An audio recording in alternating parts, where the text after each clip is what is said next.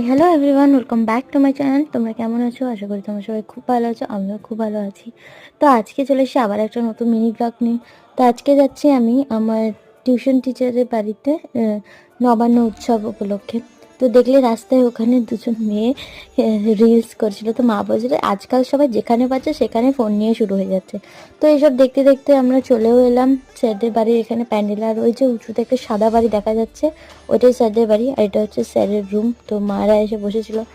আর তার একটু পরে একটা জেঠুমা এলো, তো মারা ওদের সাথে কথা বলছিল। তো স্যার, আমাকে আর একটা দিদি এবং স্যারের ওয়াইফ, আমরা এই কজন মিলে ওপরে ছাদে একটু গাছগুলো দেখতে গেছিলাম। তারপরে একটুক্ষণ কাটানোর পর আমরা খেতে চলে যাই স্যারদের পাশের বাড়িতে, মানে স্যারদেরই আরেকটা বাড়িতে। তারপরে খাওয়া দাওয়া শেষ করে বাবা একটু গল্প করলো, তারপরে কিছু জায়গা ছিল ওগুলো দেখলো। তারপরে আরও একটু কিছুক্ষণ দাঁড়িয়ে আমি স্যারকে টাটা বলে চলে এলাম ঠাকুর দেখে।